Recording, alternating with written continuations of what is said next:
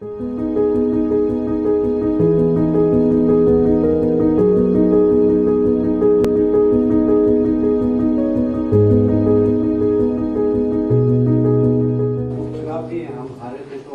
Strategy क्या रहेगी ताकि जो है वो विधानसभा और नगर निगम जीत सके?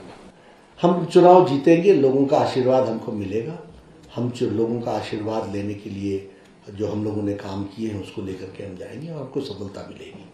सर नड्डा जी, एक सवाल था सर, और बीजेपी का पक्ष इसमें जानने के लिए मैं इसको कर रहा हूँ। बहुत सारे राज्य ओल्ड पेंशन को लेकर अब अलग अलग डिसीजन ले रहे हैं, आपके ध्यान में भी है। हिमाचल सरकार ने एक कमेटी बना रखी है चीफ सेक्रेटरी की अध्यक्षता में, क्योंकि डिमांड यहाँ भी इस तरह की आई है। तो लेकिन बीजेपी की सरकारों को शायद दिक्कत ये आ रही है कि जब तक दिल्ली से या फिर आप लोगों की तरफ से कोई क्लैरिटी ना हो, शायद एक राज्य में करेंगे तो दूसरे राज्य में उसका इम्प्लीकेशन होगा। तो पार्टी क्या सोचती है? देखिए, सबसे पहली बात यह है कि समस्या को जानना, निवारण करना ये पार्टी का और सरकार का धर्म है। और मोदी जी, जैसा मैंने कहा, is a proactive and A pro responsive government, तो ये तो है ही। लेकिन मैं किसी पर कटाक्ष नहीं कर रहा हूं, नहीं मैं आक्षेप कर रहा हूं, लेकिन दुख इस बात का है कि कांग्रेस पार्टी ने आज दिन तक सिवाय राजनीति का कुछ और सीखा ही नहीं। हर चीज में राजनीति। जब हम ऐसी समस्याओं को लेकर के करते हैं तो हमको और सारे परिप्रेक्ष्यों को देख करके हमको we have to come to a conclusion. Of course वो पीपल फ्रेंडली होना चाहिए, तो we will be going in that direction. लेकिन आपने जो जिन स्टेट्स की बात की, तो उनसे खाली पूछ लीजिएगा ना कि हम लोगों ने तो पेट्रोल डीजल के लिए वैट स्टेट्स ने घटा दिया, और उन्होंने उस समय से अभी तक कितना कमाया, ये हमने परसों अपने स्टेटमेंट में बताया ना, 4,000 करोड़ रुपीस कमा गए। तो हम ये लोग राजनीतिक दृष्टि से चीजों को पॉलिटिसाइज करने की कोशिश करते हैं।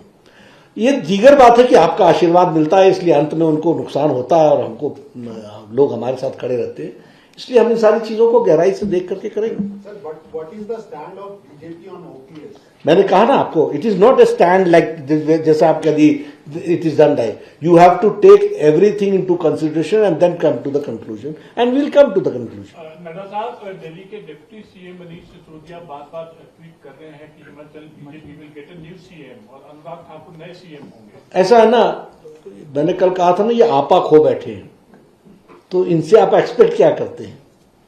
सर, आपने 9 अक्टूबर 2021 को, क्योंकि ये चुनावी वर्ष भी है, एक बयान दिया था। आपने एक परिवार एक टिकट की बात की थी। तो क्या भाजपा इस बार पूर्व मुख्यमंत्री प्रेम कुमार धूमल को चुनाव लड़वाएगी? क्योंकि आपने 75 वर्ष का भी एक क्राइटेरिया रखा है, उनकी आयु 78 वर्ष हो चुकी है। देखिए, आप मुझे याद दिलाते हैं, इसके लिए आपका धन्यवाद। लेकिन हम सब लोग बहुत सजग रहते हैं इन चीजों के बारे में, इसलिए हम जो भी करेंगे वो ठीक ही करेंगे। आज उनका जन्मदिन है। मैं अपनी ओर से और अपने सभी साथियों की ओर से उनको हार्दिक शुभकामनाएं देता हूं। नड्डा साहब, ये पेट्रोलियम प्रोडक्ट्स के रेट्स काफी बढ़ रहे हैं। जीएसटी के अंदर लाने का प्रावधान था जब जीएसटी काउंसिल बनी थी, उस तरफ कुछ बढ़ा जा रहा है? देखेंगे, जो सरकार इस बारे में सोचेगी, मिनिस्ट्री ऑफ फाइनेंस सोचेगी। जहां तक जीएसटी का सवाल है, मैं एक ही भ्रम दूर कर देता हूं कि भारत सरकार का एक वोट है और बाकी सब के स्टेट्स का एक एक वोट है। तो इसलिए जीएसटी का decision is not a government of India decision, it is the decision of the GST, the council. तो जो भी फैसले होते हैं वो सबको कॉन्फिडेंस में लेकर के ही होते हैं, और इसमें कोई दो राय नहीं है कि इकोनॉमी में हमेशा फ्लक्चुएशंस तो रहती है, तो उसके अनुसार चेंजेस होते रहते हैं। Manish Sisodia, but even otherwise there is speculation about change in chief ministership. BJP has done it. ऐसी इसकी कोई भी संभावनाएं नहीं है। जयराम ठाकुर जी के नेतृत्व में सरकार अच्छी चल रही है, पूरी ताकत से चल रही है, और आगे इनके ही नेतृत्व में सरकार चलेगी। सर, आपने अभी उत्तर प्रदेश में डेप्टी सीएम जो थे मौर्य, उनको हारे हुए को दोबारा से डेप्टी सीएम बनाया, और उत्तराखंड में आपने धामी जी को रिपीट किया। तो हिमाचल में भी ये सवाल उठ गया कि 2017 में धूमल आ रहे। सभी चीजें गुण दोष के आधार पर तय होती है ना। उनकी हार की एक चीज को दूसरी चीज के साथ नहीं बना सकते हैं, एक चीज को दूसरी चीज के साथ नहीं जोड़ सकते हैं। और थोड़ा पार्टी हमको चलाने दीजिए ना, इतना तो छूट दे दीजिए। वो अपनी हार की जांच की बात कर रहे हैं कि जब उनकी जांच होगी- ठीक है, उनके साथ भी हमारी बातचीत है ना, तो ध्यान में रखा है, ध्यान में है सब कुछ। नड्डा जी, भाजपा मीडिया फ्रेंडली है या मीडिया के विरोधी है? मीडिया फ्रेंडली है। फ्रेंडली है तो मध्य प्रदेश में जो आजकल सोशल मीडिया में बहुत आ रहे हैं, जर्नलिस्ट को नंगा किया गया वहाँ पे, मेरी जानकारी नहीं है, मैं जानकारी हासिल करके बताऊंगा। थाने में है और उसमें सीएम ने शायद वो लाइन हासिल किया है, मैं चेक कर लूंगा, नहीं हुआ है। मैं चेक कर लूंगा। आपकी बात लेकिन मांटा जी, हाँ जी, इंसिडेंट से इंटेंशन को मत जोड़ लो। मेरे पास कोई चीज नहीं है इसलिए मैं कह नहीं सकता हूं इंटेंशन मीडिया फ्रेंडली है। सर वो एक नहीं, उसमें कम से कम 10 जर्नलिस्ट। मैं चेक कर लूंगा, लेकिन मेरी इंटेंशन को मत चेक करो। नड्डा जी, हिमाचल प्रदेश में राजनीति है कांग्रेस और बीजेपी के बीच में बाइपोलर पॉलिटिक्स, आज कितना बड़ा फैक्टर होगा आने वाले इलेक्शन में? देखिए, मैं फिर यही कहूंगा कि कल मैंने इसीलिए आपको बताया था कि 38 सीटें लड़ी थी, 2 पर जमानत बची गोवा में और 36 पर गई। 377 की सीट्स पर लड़े थे, 377 सीटों पर जमानत जब्त हुई। 70 में से 68 सीटों पर लड़े थे, 2 पर जमानत बची और 66 में जमानत गई। आप कोई किसी को गोवा जाने का मौका मिला हो, उत्तराखंड जाने का मौका मिला हो या यूपी जाने का मौका मिला हो, तो पोस्टर्स और बोर्डिंग से तो ऐसा लगता था कि पार्टी यहां यही है और कोई है ही नहीं। और ये आपको हिमाचल में भी आगे देखने को मिल सकता है। लेकिन मैं इसका जवाब दे दूं प्रकाश जी, तो ये उनकी स्थिति रहती है। ठीक है, प्रजातंत्र है, मैं किसी को न हम रोकते हैं न करते हैं, विचारों की लड़ाई लड़ते हैं।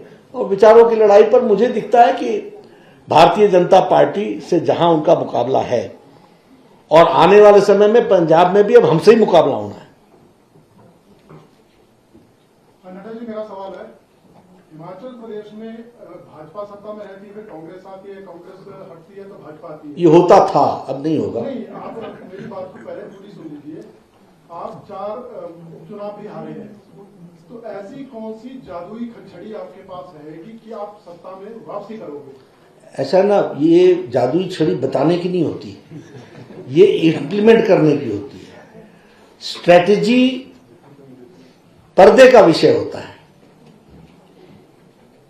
उसको अगर हम बता देंगे तो फिर हमको काउंटर स्ट्रेटेजी नहीं लगानी पड़ेगी। तो इसलिए हम इसको पर्दे का विषय समझते हैं। आपकी जो भावना है उससे मैं ज्यादा सजग हो जाता हूं और अच्छी स्ट्रेटजी बनाऊंगा। डॉक्टर साहब, आम आदमी पार्टी जैसे अपने यूपी, उत्तराखंड और गोवा का करा, उसमें ये एक बात सामने आ रही है, पॉलिटिकल एनालिस्ट कह रहे हैं कि जितने भी आप वोट्स लेगी, जमानत उनकी जब्त होगी, उतना बीजेपी को फायदा था। क्या आप समझते हैं कि अभी हिमाचल में कुछ ऐसा होगा अगर वो मुकाबले में नहीं? आप देखिए, ये हमारे सोचने का तरीका नहीं है। ये these are all by products कि इसके लड़ने से फायदा होगा, किसके लड़ने से नुकसान होगा। हमारा मानना यह है कि हम 50% प्लस वोट जाना है हमको। हम अच्छे हैं इसलिए हमको वोट दो। पॉजिटिव वी आर, और हम आपसे सुझाव लेकर के और अच्छे कैसे बन सकते हैं इसकी हम चिंता करते हैं। आपने पंजाब का बोला, पंजाब में भी आपसे ही मुकाबला होगा, आपने बोला कि बीजेपी से होगा, उस पर थोड़ा खुलासा करेंगे? नहीं, हम पंजाब में, देखिए, हम पंजाब में लंबे समय तक अलायंस में रहे। हम लड़ते थे, वहां है 117 सीट से 123 सीट से 117 में से हम 23 सीट लड़ते थे। ठीक है, मैं तो 117 ठीक ही बोला था। उसमें से हम सिर्फ 23 सीट लड़ते थे और 23 सीट भी शहरों में लड़ते थे। तो हमारी पार्टी का एग्जिस्टेंस तो मात्र जलंधर, अमृतसर, गुरदासपुर, फिरोजपुर, फाजिलका ऐसे कुछ शहरों में था। आज हम 68 सीट्स पर चुनाव लड़े हैं और 72 सीट्स पर लोग अलायंस भी हमारे साथ लड़े, हमारे साथ मिलकर के लड़े हैं। अब हमको पंजाब में कमल के निशान को गांव तक ले जाने का मौका मिला है और इसलिए really party has come into existence in full swing now. तो वहां हम आइडियोलॉजिकल ऑल्टरनेटिव बनेंगे। सर एक बात स्पष्ट नहीं हुई कि अगला चुनाव जयराम के नेतृत्व में लड़ा जाएगा। हाँ, जयराम जी के नेतृत्व में लड़ा जाएगा। नड्डा जी, एक हमारा एक मसला दिल्ली में पेंडिंग है। कल आपने बड़ी अच्छी बात की कि आप और अनुराग ठाकुर दिल्ली में जयराम के वकील हैं, ये सारी चीजें, लेकिन बर्ग ड्रग पार्क बहुत डिले हो गया सर, और अब चुनाव आने वाले हैं और कई कंफ्यूजन लोगों के दिमाग में होते हैं। हमारे पास फार्मा हब, आप जानते हैं कि उसको कितनी जरूरत, जल्दी ध्यान में रखेंगे, करेंगे। नड्डा जी, बढ़ती महंगाई से आम आदमी को राहत मिल पाएगी या नहीं? हमेशा देखिए, एक बात आप समझ लीजिए, हम आपको ध्यान में है ना कि इकोनॉमी का जो प्रोग्रेस है 9.5% के रेट से चल रहा है। कोरोना के संक्रमण काल से निकल करके Bharat is doing economically well. जैसे जैसे इकोनॉमी तीव्र गति से आगे बढ़ती है उस तरीके से ही लोगों की परचेजिंग कैपेसिटी भी बढ़ती है और इकोनॉमी का फ्लो आउट भी शुरू होता है। तो निश्चित रूप से डेवलपमेंट के माध्यम से ये चीजें होंगी ठीक। हिमाचल में जो 2022 अब काफी नहीं हो गया, 2022 के जो चुनाव होंगे उसका सीधा मुकाबला आम आदमी पार्टी से रहेगा या होगा? जो लड़ना चाहे, हमको हमारे जिसकी इच्छा हो आ जाए। आप मुकाबले में किसको मानते हैं? मैं तो कह रहा हूं ना कि आप ये तो देखिए, आप तय कीजिए कि किसके साथ हम लड़ रहे हैं। हम तैयार बैठे हैं। नड्डा साहब, लास्ट सवाल कि जो एमएलए हैं सभी को टिकट मिलेगी या चेंज भी हो सकती है? देखिए, हमारे यहां कोई चीज स्टैटिक नहीं है। मैंने पहले कहा, भारतीय जनता पार्टी चलायमान party, every minute every time decisions have to be taken into consideration, seeing the practical situations. There is possibility of changing that. Why not? हम हमेशा करते हैं। 10% तो ऐसे भी कर देते हैं, 15%। उत्तर प्रदेश में हमने किया नहीं किया, मणिपुर में हमने किया कि नहीं किया? Nada sir, there is a lot of infighting in your party. No, not at all. It's a party where democratic viewpoint को रखने का पूरा अधिकार है। It is not a party जहां कोई फैमिली चला रही हो। It is not a party where you are not allowed to speak. Speaking means dissidence. No. We are a party with a democratic ethos and we work on it.